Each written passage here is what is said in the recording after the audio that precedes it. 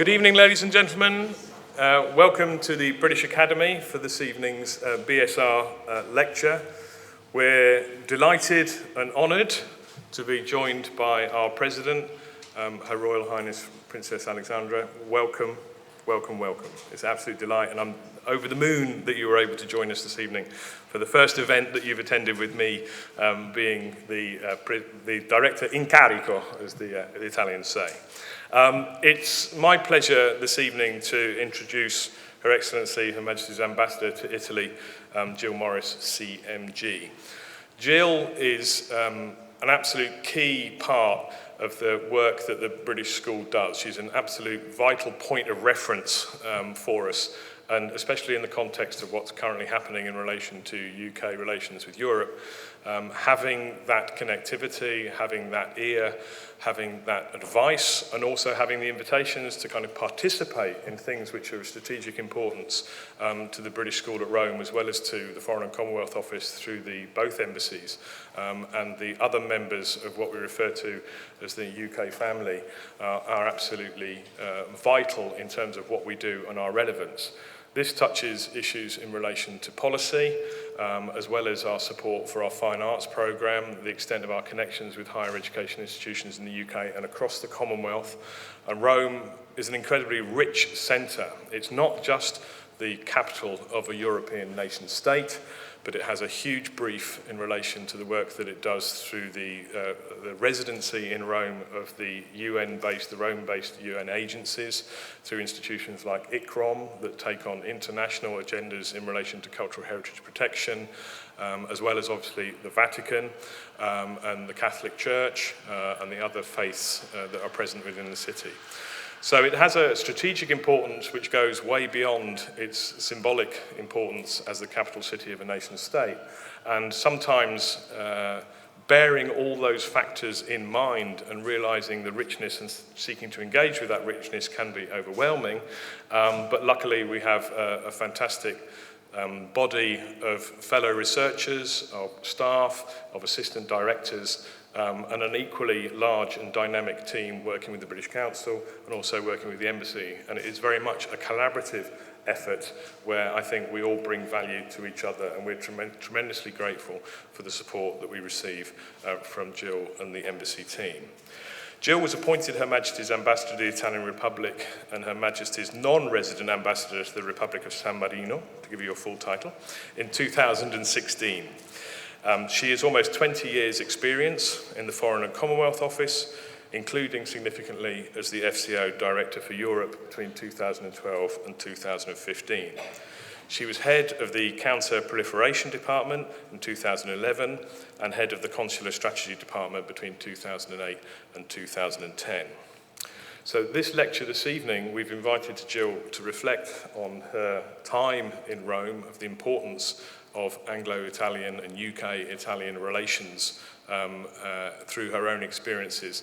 And we really look forward to hearing what she has to say. So I'd like you all to give a very, very warm welcome to our President, but also to our Ambassador.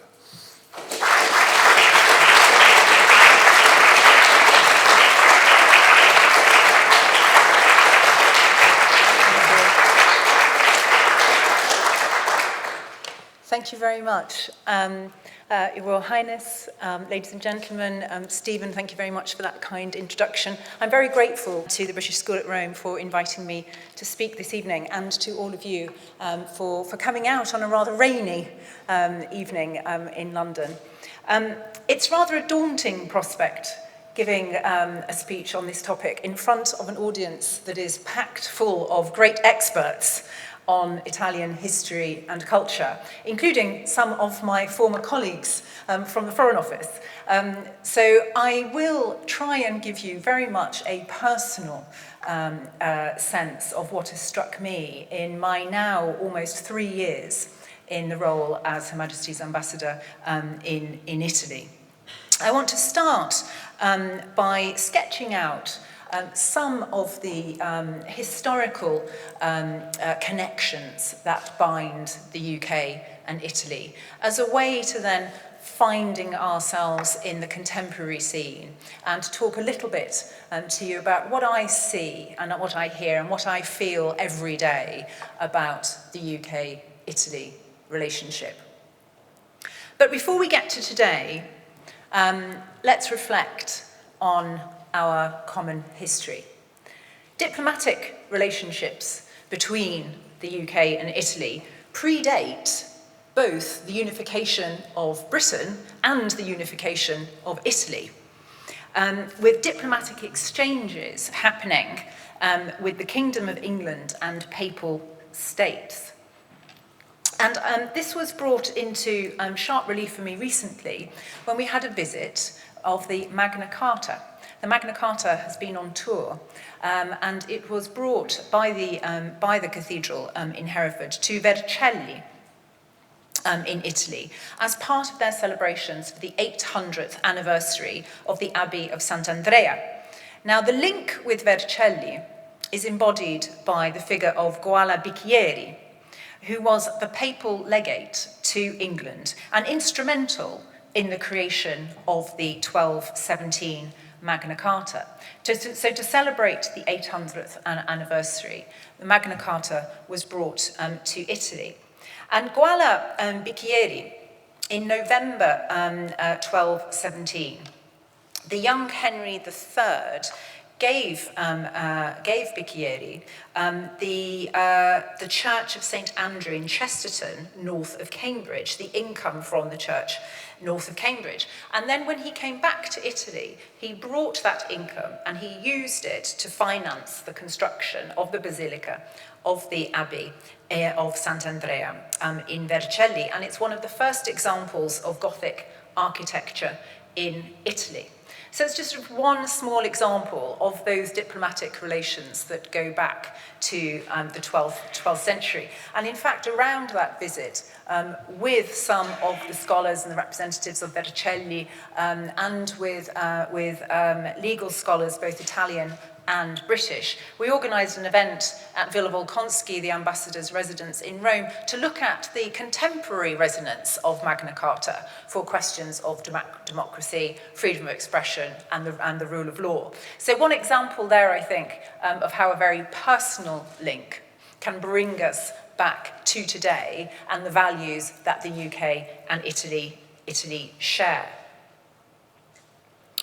Later on, both the 18th century Kingdom of Great Britain and the UK of Great Britain and Ireland in 1801 hosted Italian ambassadors from various places, various states of the peninsula, including the Kingdom of Naples and the Court of Sardinia.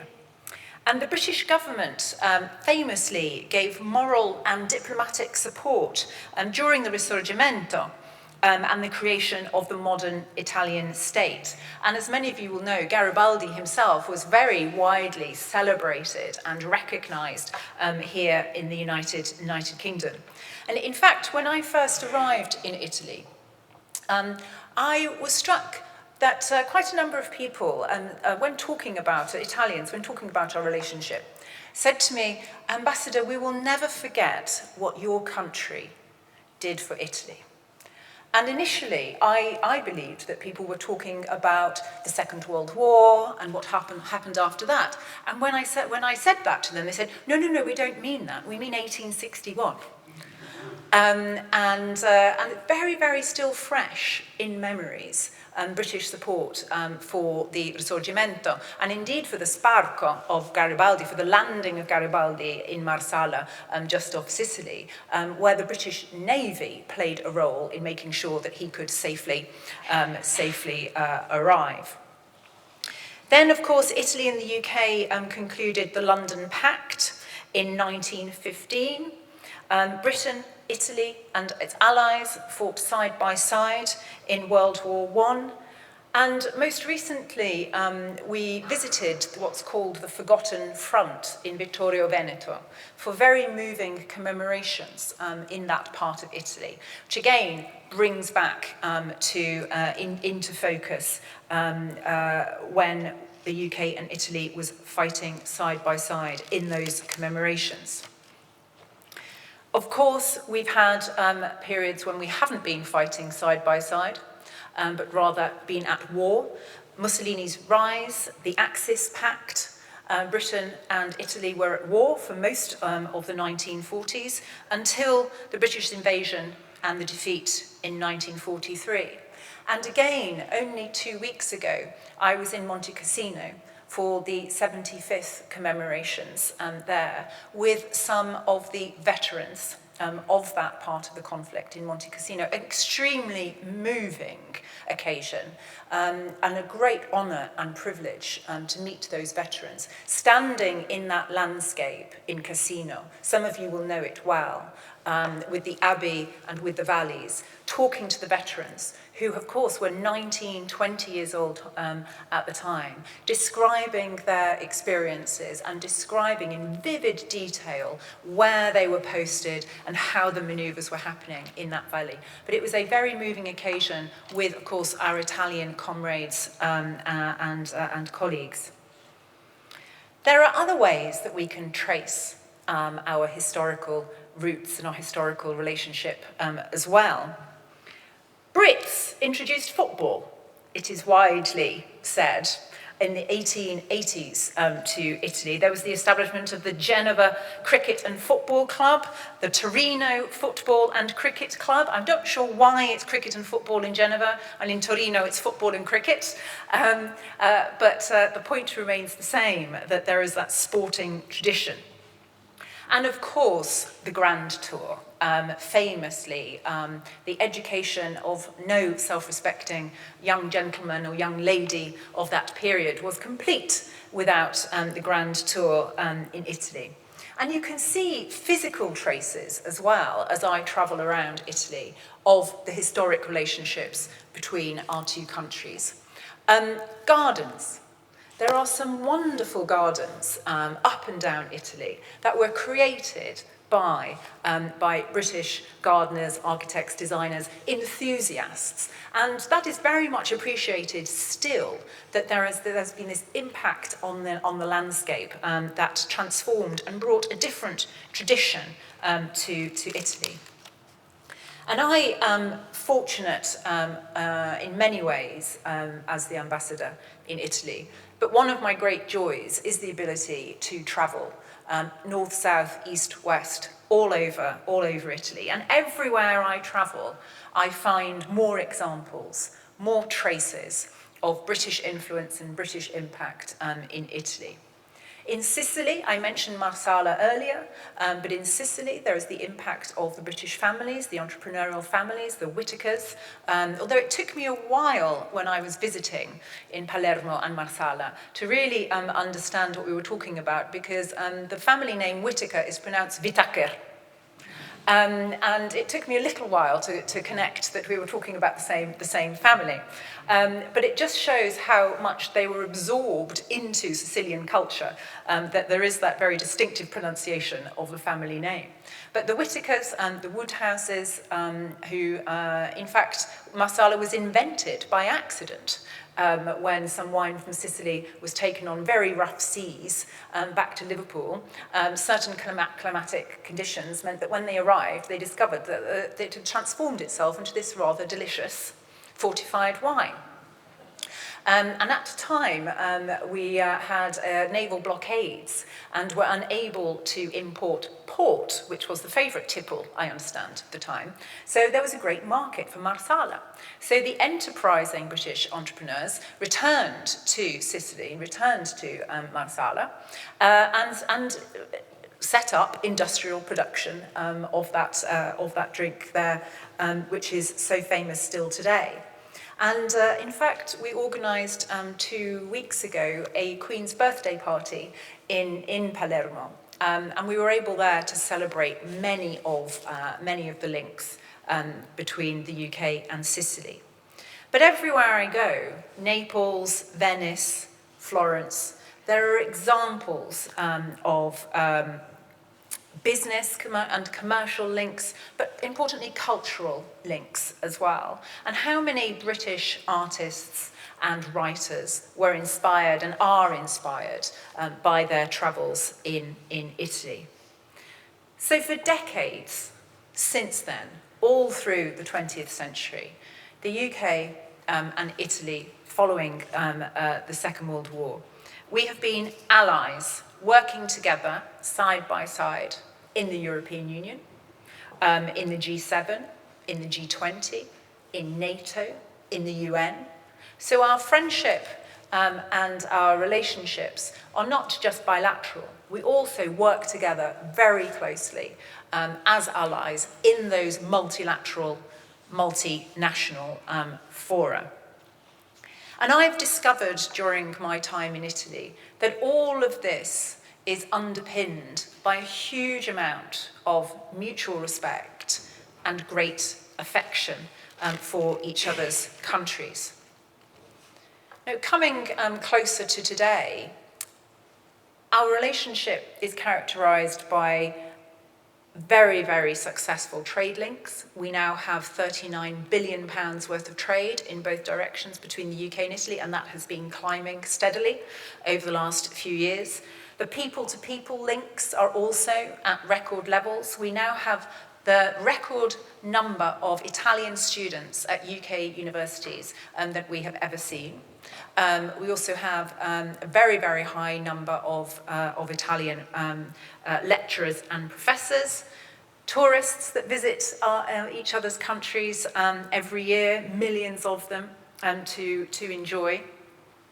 700,000 Italians now live and work and study in the United Kingdom, which again is the highest number we've ever seen, and the highest number of any European Union country aside from Poland. And the stories of the Italians who live and work and study in the UK are very powerful. And we recently organised an event in Milan, which we describe these people-to-people links as the bridge, as the ponte, that link our two countries. And we were able to highlight just 10 examples from not just London, but right across the UK, of Italians who've made their lives here in all sorts of different fields, different disciplines. And of course, there are many thousands of British nationals who've made their home in Italy as well, and I meet many of them when I travel around.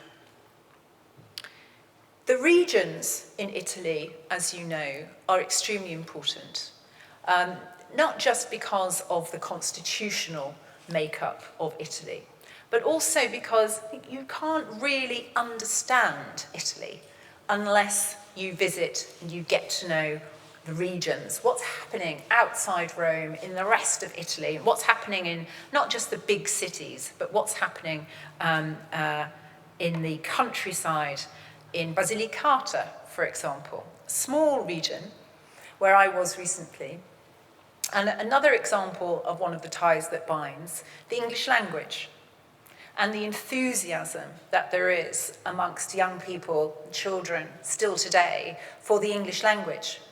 And to give you an example, we have been running a project with Oxford University Press for quite some time now, to encourage English language teaching in schools and to support it, which basically it supplies books to schools in the English language for young people, right from primary school and upwards. And it's one of my favourite appointments of the year, going to Basilicata to visit the schools and meet the school children who have been enjoying this project and this programme. As before my visit, they do a number of activities to present me then with posters, with musical presentations, all based around British literature.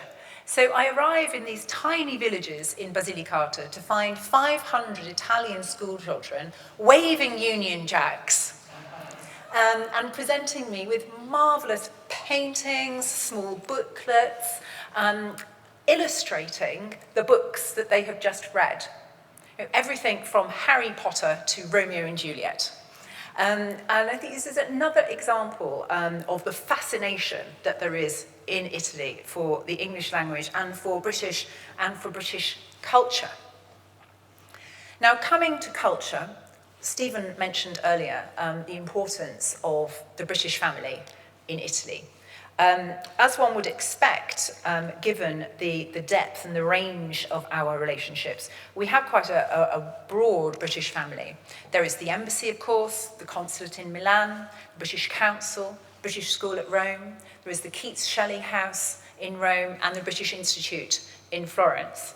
And over the last few years, we have all worked very carefully and very closely together as a British family to make sure that we are collaborating and we are partnering and making the most of all of those cultural assets that we have in Italy. We have done several initiatives around the protection of cultural heritage, which is a main priority for the Italian government, as it is indeed for the British government. We have learned from the Italian example of the Carabinieri, who for a long time have had their own dedicated unit to the protection of cultural heritage, including overseas in conflict zones, training and guiding and protecting. We've learned from that example in the establishment of our own monuments men, the establishment of our own unit in the British Armed Forces as well. And last year, we organised an event to showcase that collaboration and also, very practically, to hand back some Etruscan statues that, thanks to the diligence and good work of Christie's, had been found to have been stolen from near Siena in Italy. So it was a great privilege for those of us who were involved that day to be part of the moment when those stolen artefacts were handed back to the Italian state to be where they should be. We have been concluding for the first time ever a memorandum of understanding with the Italian government on our cultural cooperation. There's a lot going on, there always is, but we wanted to give it greater structure. And we were doing that through a memorandum of understanding between our two countries. And next year, I'm delighted to tell you, we will have the UK-Italy Year of Culture in 2020, which will involve the whole British family, but also the Italian Embassy in London.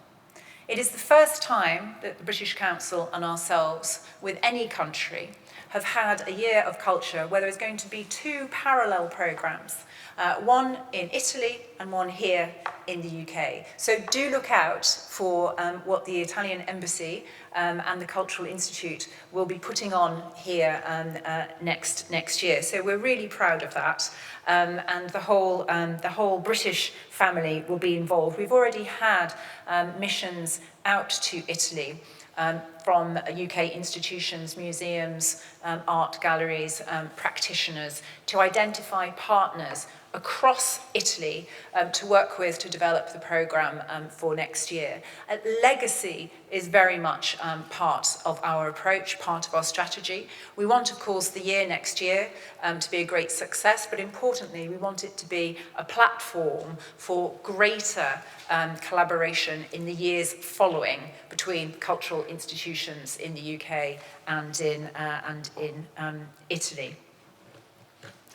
So I hope that has given you a flavour of my perspective after nearly 3 years in Italy.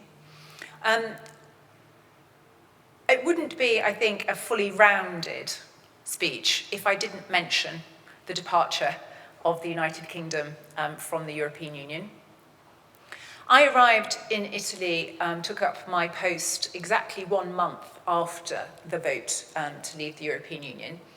And I found in Italy a great sense of loss. The vast majority of Italians that I met, it was not for them the desired outcome. And they felt as though they were losing a good friend in some way.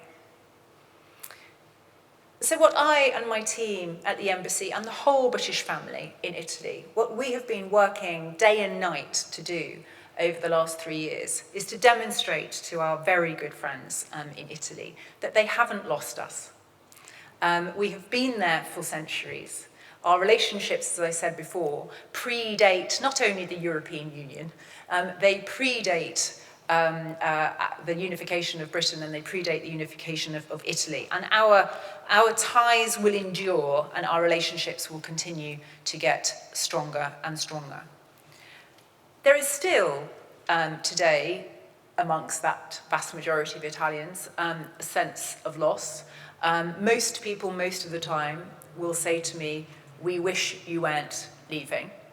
However, I've also discovered that one of the other values that we share is a sense of pragmatism.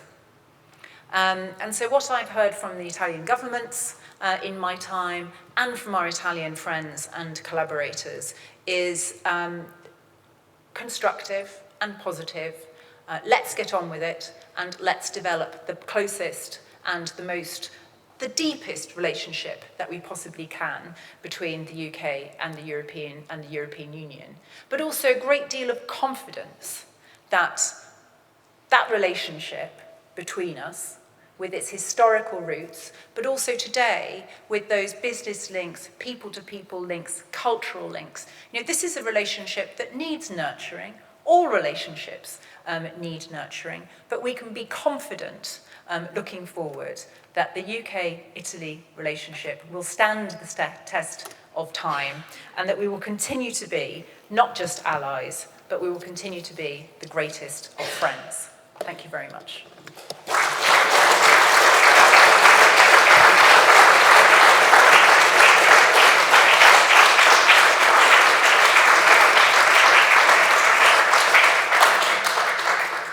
Very happy to take I was going to say, would you be okay to take some questions? I would be okay. Have we got a roving mic? It depends what they are, but yes, in theory.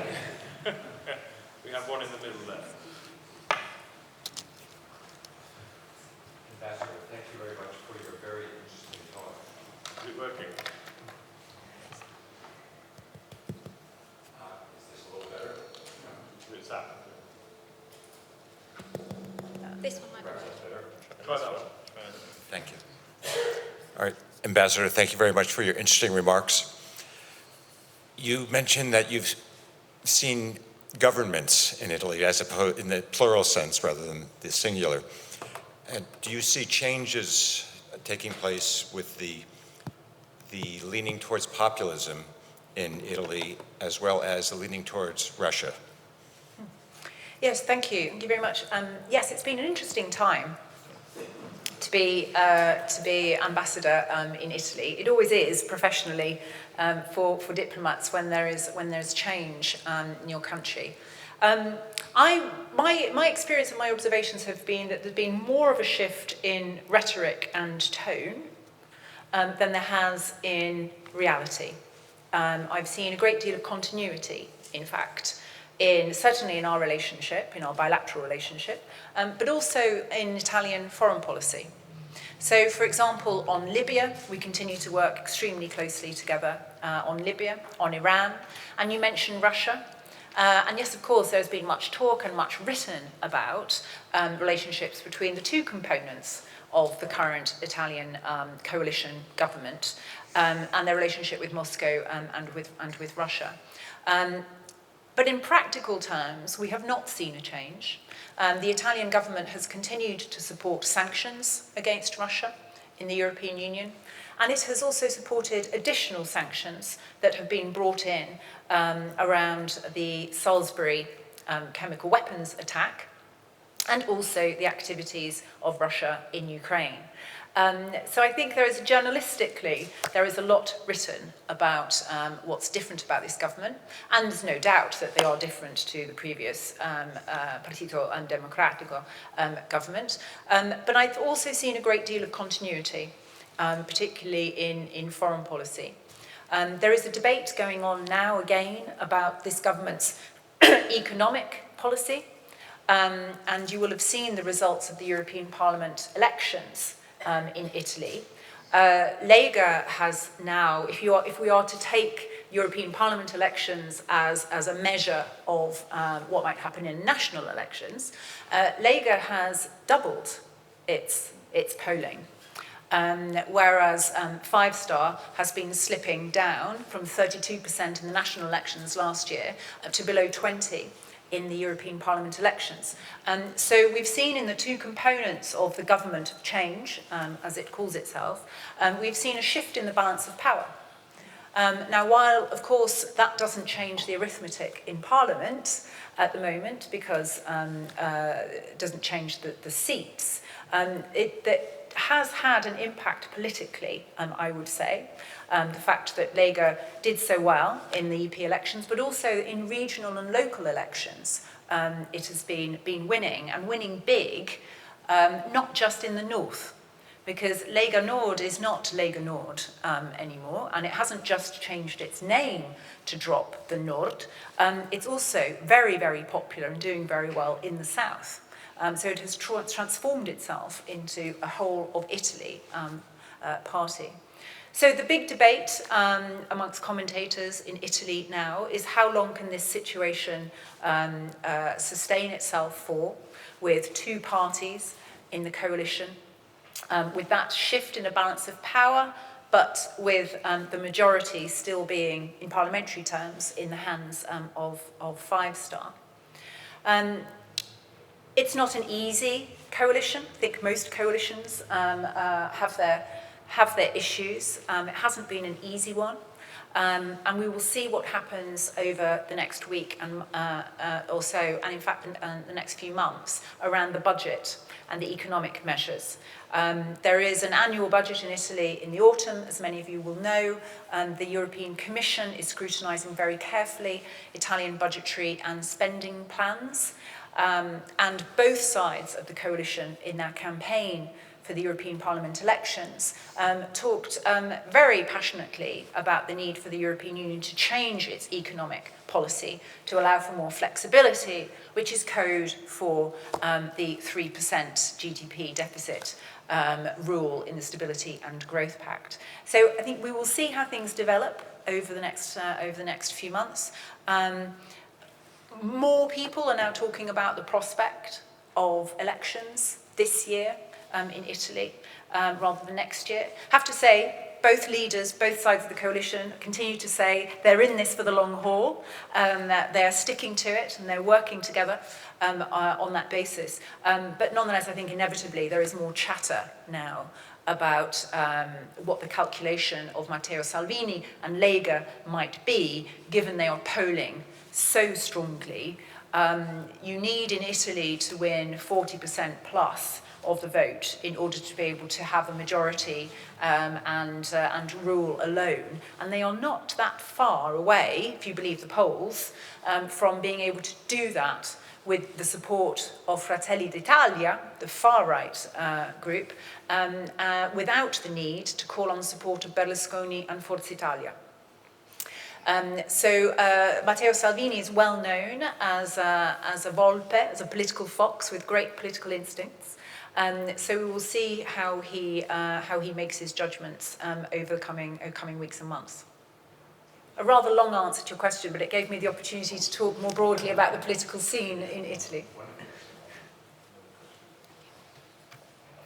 Yeah, it was a very enjoyable talk that you gave, Ambassador. My name is Stephen Duncan. I'm a sculptor, and I worked at the BSR as an awardee with a studio there and had a wonderful time. It's absolutely a wonderful institution. And I've continued since then to work in Italy with Bronze Founders and other projects. I know many artigiani and artists in Italy are very worried about the future relationship of Britain and Italy post-Brexit. How do you think Brexit will affect the work that the BSR does? And I'm particularly thinking of artists. And how do you see, do you think in fact Brexit might be a good point to actually try and accelerate the opportunities for artists to work in Italy? No, thank you. Thank you very much. Well, Stephen and I, we've talked about this a lot. One of the consequences of the decision to leave the European Union has been a refocus on our cultural assets in the EU. while we've been a member of the European Union, there was a lot that would happen naturally through that and through being part of those structures. So we've had to look and think very hard at how do we harness the assets that we have, not taking anything for granted. It's one of the reasons why we've taken this much more systematic and scientific approach to working together in Italy.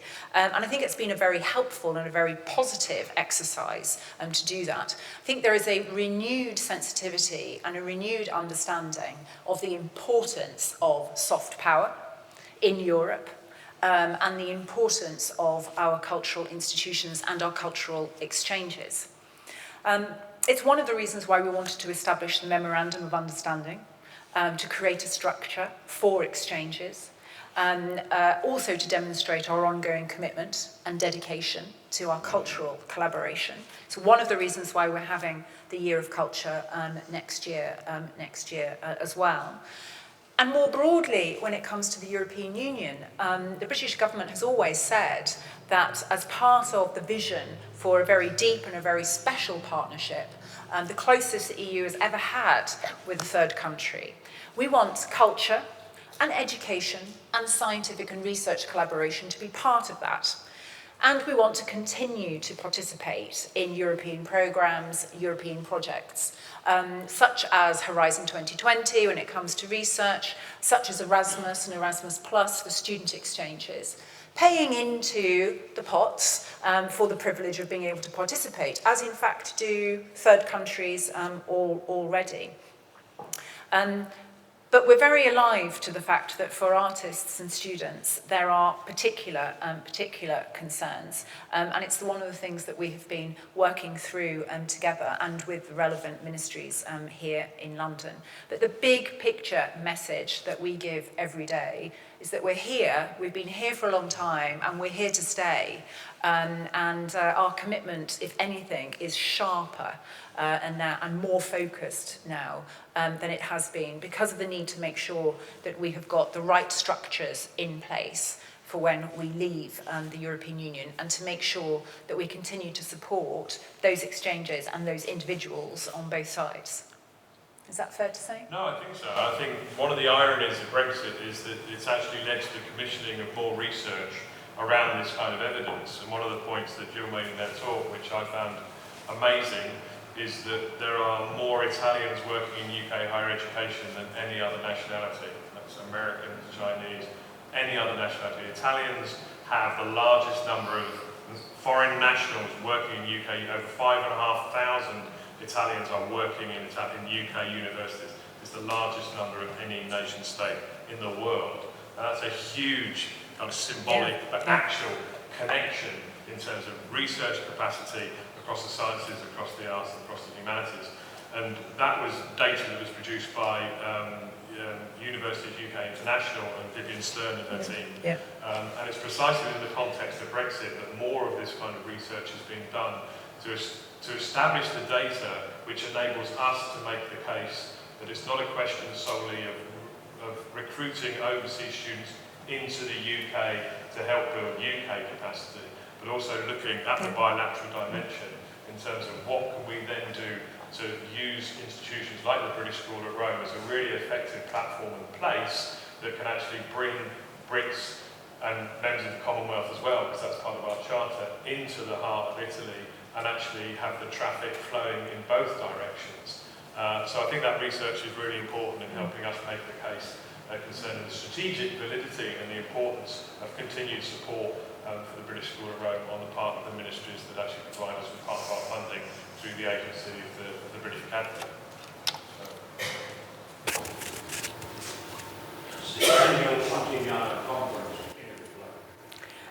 It does, I'm happy to say. For those of you who might not be familiar, the Pontignano Conference is the flagship bilateral event held annually in September. We're continuing that tradition. In Pontignano, just outside Siena. And last year we celebrated the 26th anniversary of Pontignano. It evolves with the times. It has always one chair, one British chair, one Italian chair. The British chair is now Lord David Willetts, and the Italian chair from the beginning of this year is Carlo Calenda, who was the economy minister under the previous government. And last year we brought together yet again politicians, business figures, academics, civil society together for those 2 days in Pontignano to talk about the shared challenges. This year, again, we will be doing the same. The theme this year is navigating the new world order. How are Italy and the UK, how are we looking at these big challenges globally? Whether that's the rise of China, whether it's immigration, whether it's economic questions around productivity and free trade. How are we addressing these big challenges ourselves, and how can we work together, the UK and Italy? Last year there was a big focus on culture at Pontignano, looking at those issues. So I'm pleased to say that it's going strong. And we received the invite, so we will be there. BSR will Good. be there again, Excellent. as we were last year. Thank you for the talk. I'm just following on the previous question about the programs that you are hoping that will carry on regardless of the deal or no deal that is established after Brexit happens, in terms of universities and research. Even if the programs are still there, such as Erasmus or Horizon 2020, what are your thoughts about the larger infrastructure that allows those programs to be successful? For instance, as a researcher, how can you ensure that if I go to Italy, or if a British person comes to, an Italian individual comes to Britain, will still be covered by the NHS, there'll be accommodation or banking dispositions. And more specifically, in terms of Horizon 2020, I work on clinical trials. How transferable is research going to be? Because if there is a British-Italian collaboration, but we are each other ruled by different medical establishments, like the EMEA versus the MHRA, how realistic is that relation? How viable, and what would prevent an individual to prefer another European country before England to do this? Well, firstly, more broadly on research collaboration, again, we've been looking at this very closely, and we've developed a collaboration with CNR, the Italian National Research Centre. And 2 years ago, we organised the first ever UK-Italy Summit on research. And one of the things that emerged from that is when Italian and British researchers collaborate together, they are the most successful at attracting grant funding. Which was quite a striking statistic. So it's in our mutual interests to make sure that this can continue. I'll let Stephen comment as well, but just to say that if we are able to, as we would like to, continue to participate in Horizon 2020 and other programs, then the infrastructure would come with that. It is, of course, linked, as you suggest, with what the future immigration regime will be in the UK, and we don't know that yet because it hasn't been set out. But what we do know is what this government has said about what the future will look like. And it's a future, an immigration regime, that is attuned to the needs of business, yes, but also attuned to the needs of British universities being such a vital sector for our country, not just socially, culturally, but economically as well, as the hotbeds of that research and innovation that drives economic growth. The government has already said that there will be no visas, for example, for students. And it's already, you can see the amount of investment that this government has put into research and development as part of the industrial strategy in the UK, which is a practical, putting your money where your mouth is example of how seriously the government takes research and development as part of the future economic growth of this country. Stephen, do you want to- I agree. It's difficult to know, in a sense, if no deal is back on the cards or increasingly probable or a possibility, what are those implications? What is absolutely clear is that the British Academy is very much in the forefront of this, really pushing at the highest level, ministerial level, to lobby to maintain that connectivity, maintain access to those funds. The UK is probably the most successful nation in terms of securing ERC funding, and is also one of the most innovative in terms of actually nominating and identifying programs of research. So the loss would be completely mutual, in a sense, and would be nonsensical in terms of the research landscape. So that lobbying is going on at a very high level all the time, and I think it would be an absolute tragedy if there were firewalls were put up or there was a kind of impediment to the free movement of researchers across Europe, and we'll do everything we can to kind of stop that. The BSR, obviously, we petitioned the British Academy in turn, because there's no such thing as a free lunch. And hopefully that feeds in and works its way back through to the discussions that take place across the academies in terms of them having a unified voice.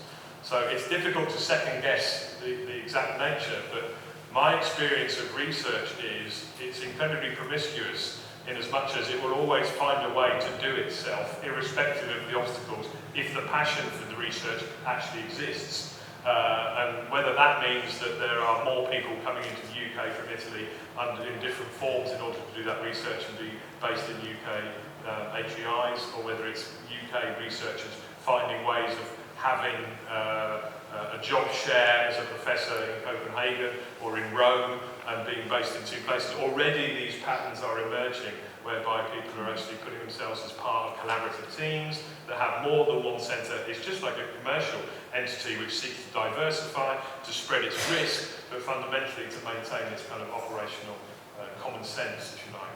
So I think that people, as Jill's been saying, people will be very pragmatic about it actually, and there'll be ways that will be found to do it, but it's obviously better to stay in it and remain within it and have that seamless, because it's served us so incredibly well, and we've been so incredibly successful.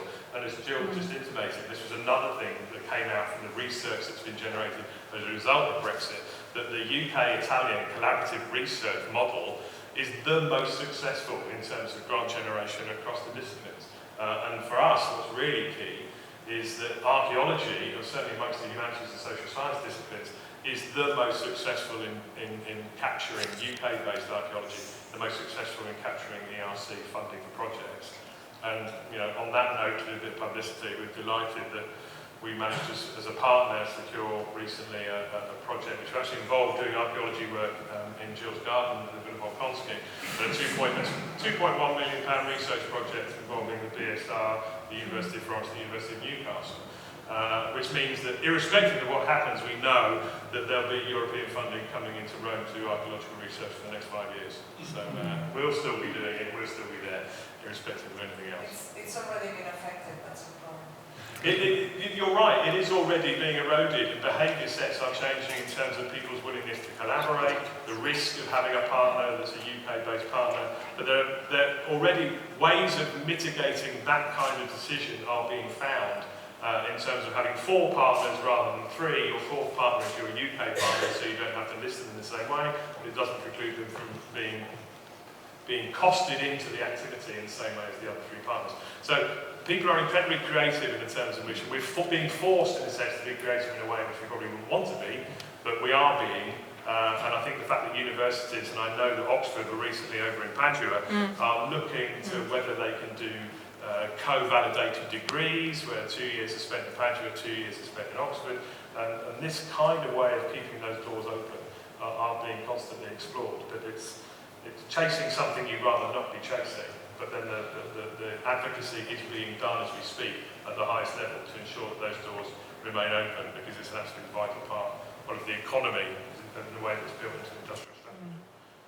And just to add to that on the question of uncertainty, I wouldn't deny, of course, that there is an impact and that the uncertainty has created that kind of effect.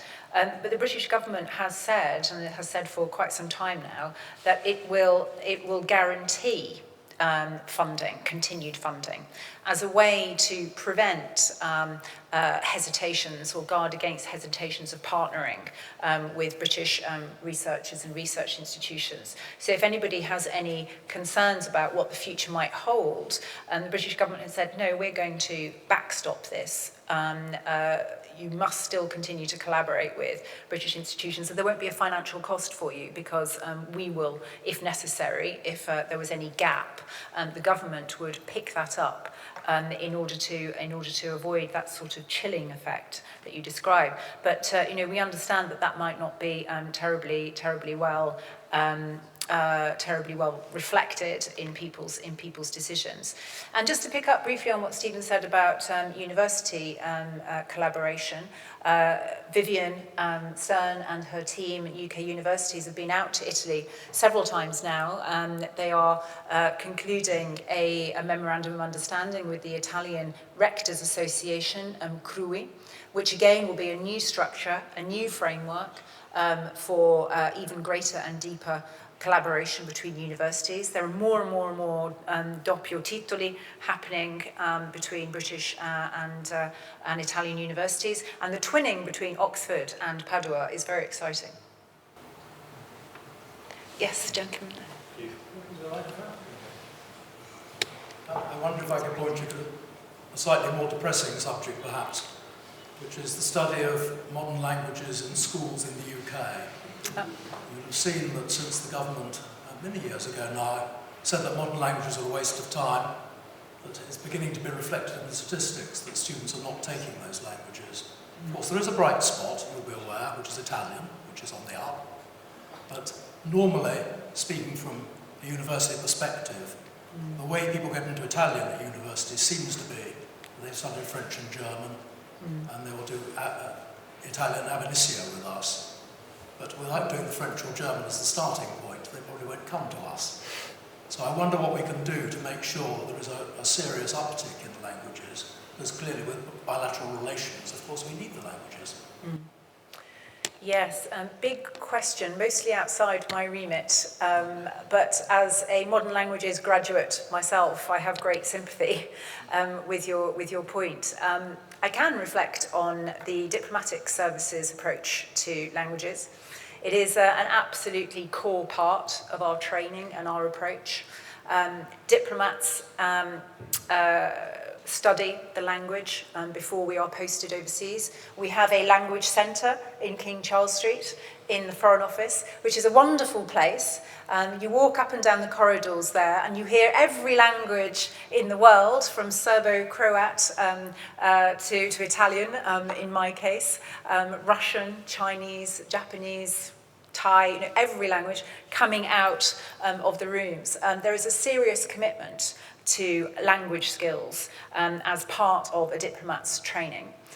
We study, we are required to pass exams to a certain level before we're posted, and we're required to maintain the level of our language skills overseas. And in fact, this Foreign Secretary has just reiterated his strong support for language training in the Foreign Office. And I have to say, in my own case, I studied French and German at university and only came to Italian when I got this job. But knowing the language in the country as a diplomat, it gives you an enormous advantage, not only to communicate, and it gives you platforms to communicate that you would just not have otherwise. I'm able to do television interviews, live radio. I do 90% of my public speaking now in Italian, and that gives me platforms that I wouldn't have otherwise, but the competition doesn't have either. Other ambassadors from other countries who don't have the Italian. So it enables us to have that kind of profile and reach. So for communication, it's absolutely critical. But for understanding, it is also vital, because how can you try to really get under the skin of a country? How can you try to really understand what is happening in order to be able to have the kind of influence and impact that we want to have in Italy, and also explaining to our colleagues back here in London what is happening in Italy and what the implications are of that for us. Having the language is really key. And it's a lot of fun. I'm doing my advert for learning languages. It's also a great deal of fun because it has a huge amount of collateral advantages. I can now enjoy Italian opera in a way that I wasn't able to before. Reading Italian literature, understanding the popular culture, cinema. So it just gives you that rounded understanding. And of course, after only a few years in the country, you've only ever scratched the surface. But it certainly gives you a great leg up. Yes, Caroline.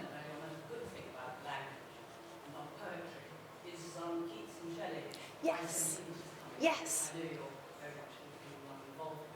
Yes.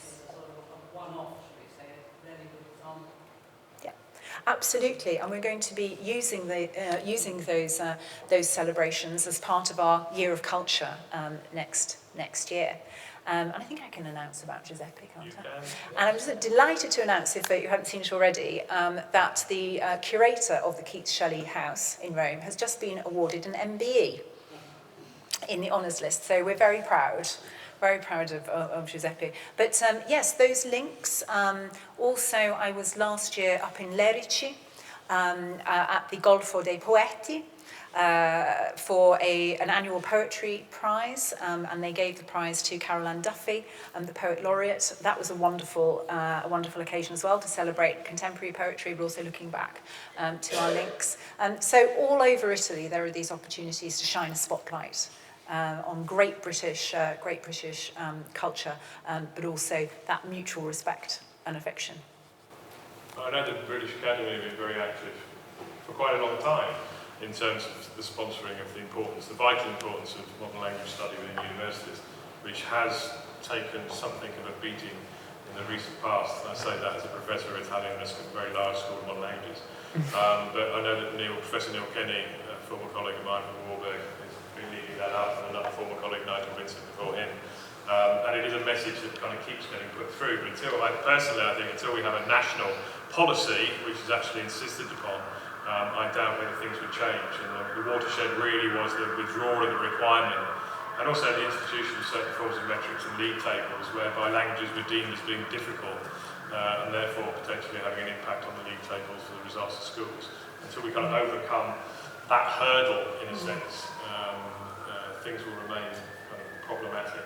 But again, coming back to the issue about finding ways, institutions are finding different ways of bringing people onto language courses in association with other subjects, or as part of a Languages for All policy within an institution, and working really hard to try and introduce people, because the evidence is, once they actually start and get to a certain point, as Jill's suggesting, when you reach that tipping point where you realise it actually works, it does actually become fun, and it also increases your opportunities in terms of employment quite significantly. And if you haven't got that global perspective, people will always sell to you in your language and then insist you buy from them in theirs.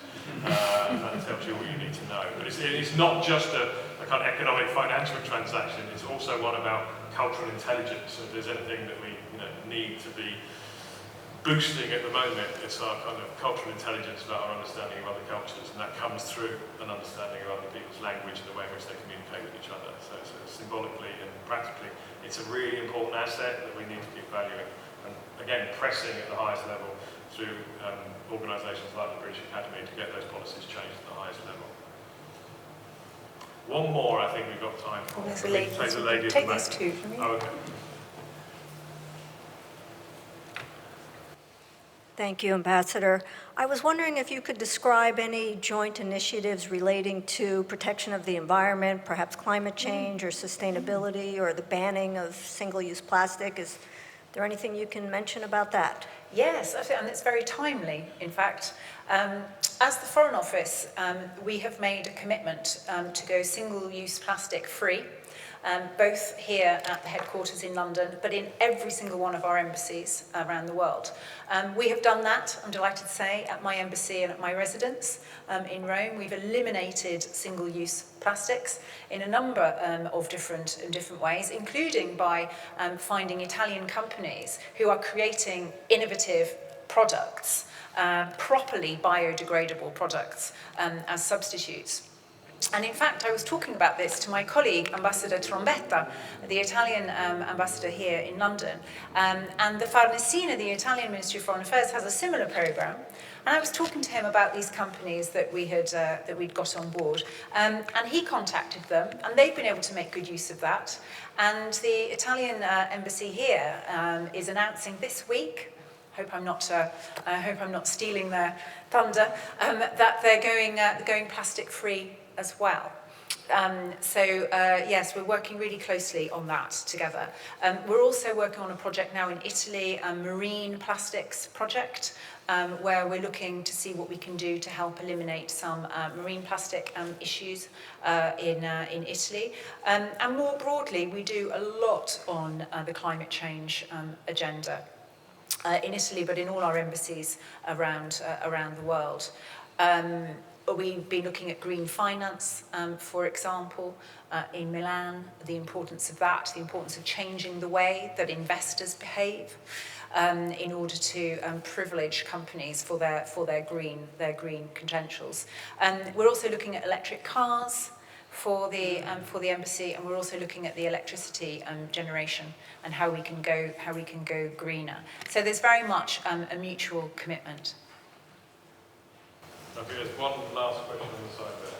Yeah, very briefly. Thanks very much for an interesting presentation. I suppose I also want to thank you both for some promotion. I actually work with Vivian quite closely at International, so it's kind of Very good. Promotion of the work with the Say hi. I will do it. It is very interesting looking in more depth at UK higher education links with you and how important. I think we've been a bit complacent about that in the past because of the framework in which we collaborate. And one of the things I see in my work is how resources within universities have had to be put into strengthening their relationships in Europe that were previously supported in European frameworks. And that's actually pulled away some resources from their work around the world. So it's quite an irony there. And I wonder if, from your point of view, from your vantage point in Italy, how you see kind of Britain's and British institutions' relationships outside of Europe, if you like. I also had a very particular question. As a recent alumnus of the European University Institute in Florence, I wonder if you could say anything about the UK's future commitment to cooperating with that important institution. Yeah. Well, as we were saying earlier, there is absolutely no complacency whatsoever. Anzi, as the Italians would say, it's completely the opposite.